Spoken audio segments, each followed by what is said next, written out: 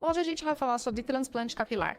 Transplante capilar nada mais é do que a redistribuição dos folículos capilares, tirando eles de regiões que a gente não acha tão interessante e colocando em regiões que são mais legais, para a gente ter um visual legal.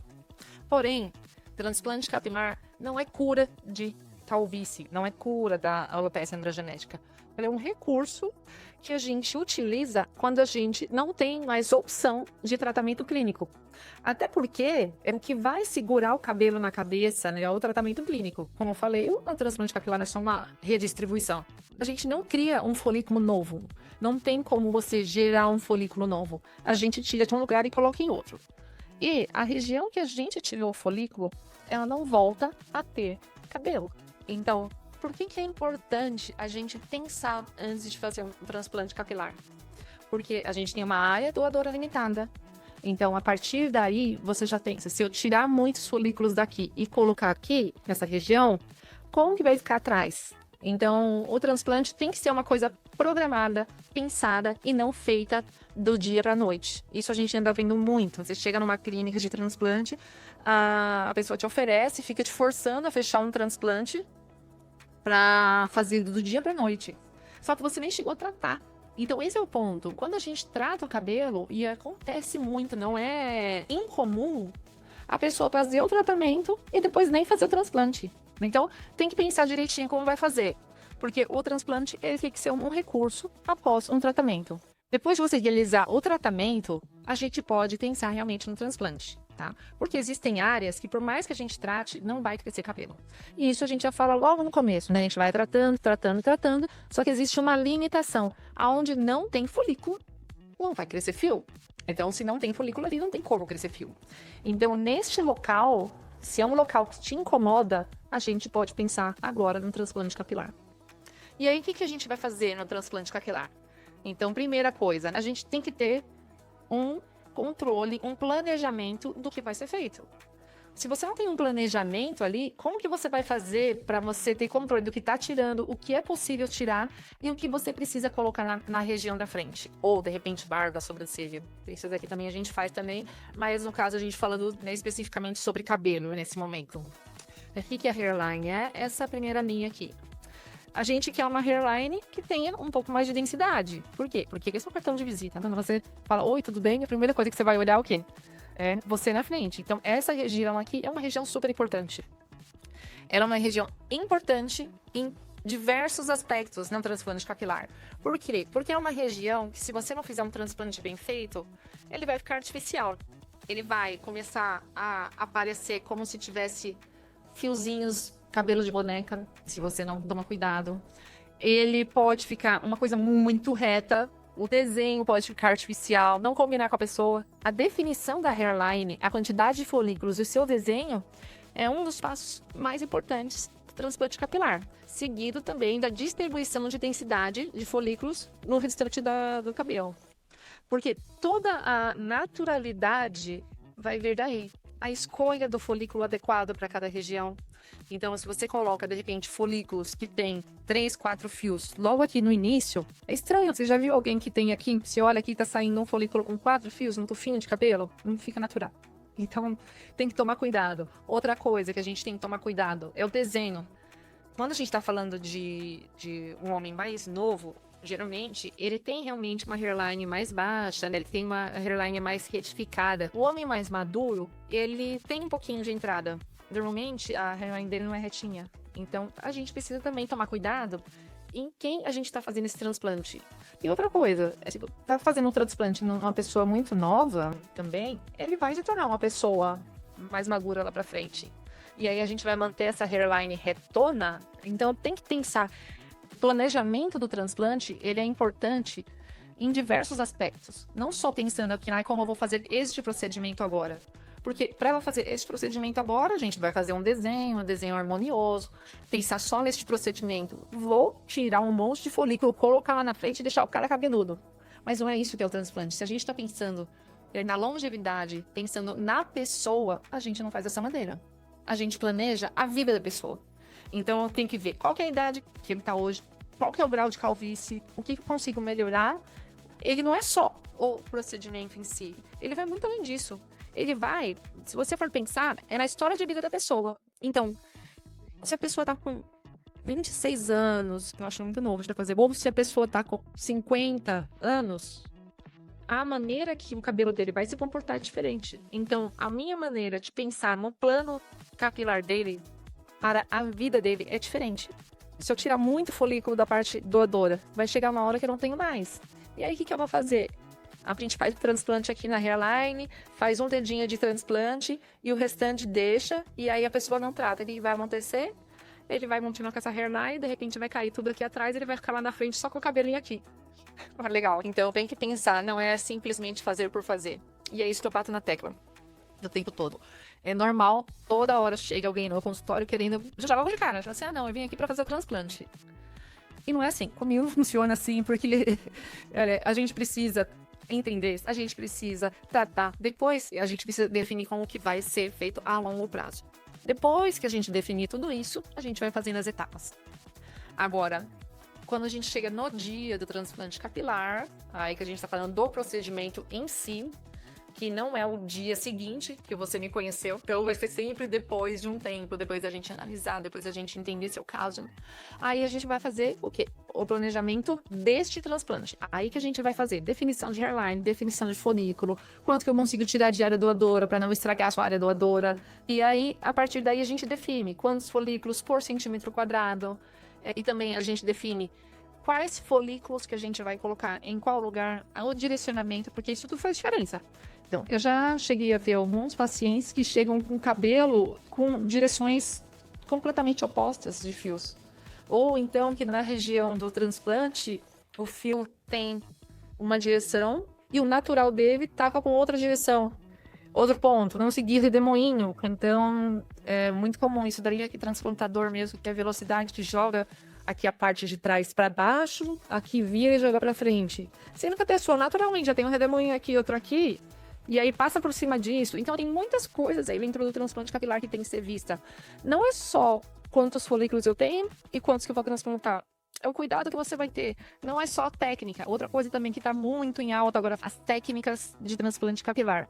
Técnica tradicional, que a gente raspa o cabelo todo. Aí a gente vem com punch, tira os folículos, seleciona e reimplanta. Na hora de reimplantar, existem N maneiras de fazer. A gente pode usar uma pinça, pode usar um keep, pode usar um keep implanter, pode usar um implanter. Então tudo isso varia também com o resultado final, porque você consegue ter um cuidado maior no folículo. Outra técnica que está se falando um monte na internet é a no shave. O que é a no shave? Você não corta, simplesmente isso. É não cortar o cabelo. Então você vai fazer toda a extração do folículo sem cortar o cabelo. Isso é possível? É. E aí, neste caso do no shave, o folículo retirado ele não necessita necessariamente ter um fio longo. Então eu tiro sem raspar e implanto ele curtinho. Isso é o no shave. Agora, a técnica long hair, que é o que usa mais para sobrancelha, é uma técnica na qual a gente tira o folículo da parte doadora com o fio longo. E aí a gente mantém aquele fio.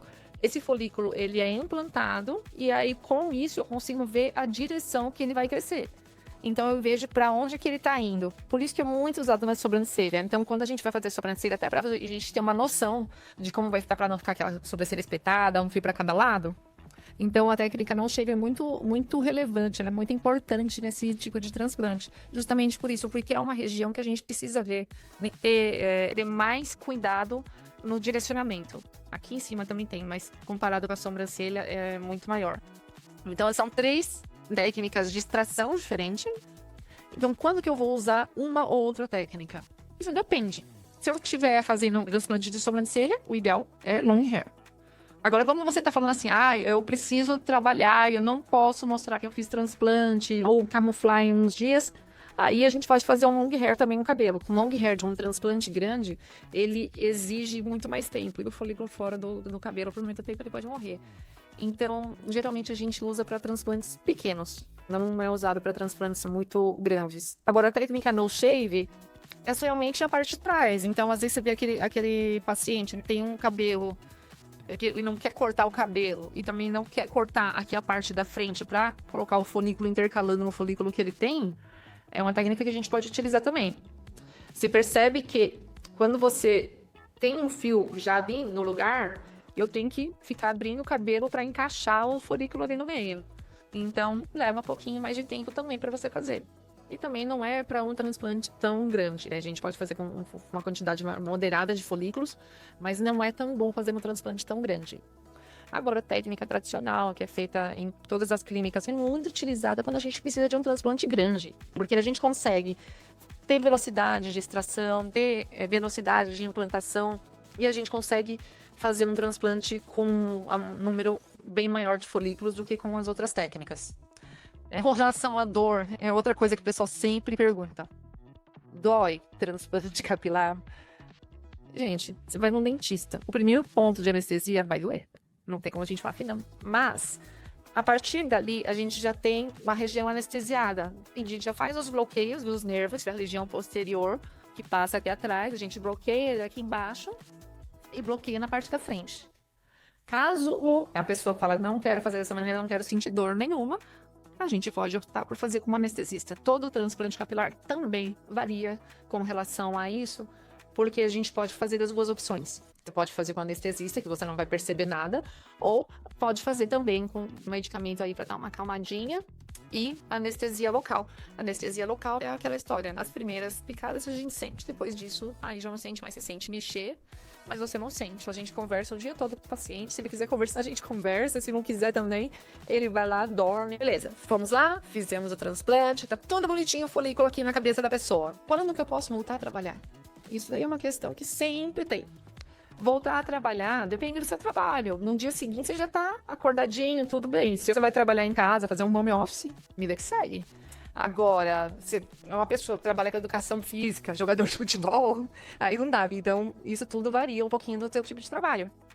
O que o limita, na verdade, é porque no dia seguinte, como os folículos são encaixados, a gente não dá ponto, e a gente tem que tomar cuidado para não raspar, não ter um atrito muito grande na região, porque a gente tem que manter ele ali na cabeça. Então, sempre é uma questão. Então, dá para voltar? Dá, mas varia muito do trabalho. Depende do que você trabalha. Então, volta de novo aquela história. Depende da pessoa, depende da sua história. Por isso que eu sempre falo isso daí. Outro ponto. Fio longo vai cair também depois de um mês. Assim como o fiozinho curto, assim como todas as técnicas, não importa a técnica, dali um mês, os fios daqueles folículos vão cair. Então, independente da técnica que você fizer, ele vai voltar a ficar tudo como era antes. Aí é a hora que entra o desespero. É a hora que todo mundo liga. Os mais ociosos, na verdade. Porque a gente sempre avisa isso, mas na hora que cai, bate aquele desespero. Será que deu certo? Será que não deu certo? Então, é um momento que entra um pouquinho da ansiedade do paciente e que a gente tá junto ali, sempre explicando e falando, não, agora realmente é esse o processo. Agora vai cair. No mês seguinte também não vai crescer. Então vai ficar no mês 2 também sem cabelo. Mês 3 o paciente já tá aqui assim, ó, chegando lá pra gente, aí, vai, não vai? Lá pelo 4º mês que a gente vai começar a ver os resultados. Tem algumas pessoas que começam um pouquinho antes, né? A grande maioria lá no 4º mês. Aí 5º mês já tem os folículozinhos ali, já tem os cabelinhos, a pessoa já começa a ficar mais contente. No 5º, 6º mês, mas ainda não fechou a densidade. E a gente fecha realmente o tratamento no 12º mês. A partir daí, a gente pode falar assim, ó, o que tiver que crescer, praticamente já cresceu tudo. Quando a gente chega no 12º mês. Mas, voltando, terminou o transplante capilar, a gente tem que tratar. A gente tem que manter o tratamento.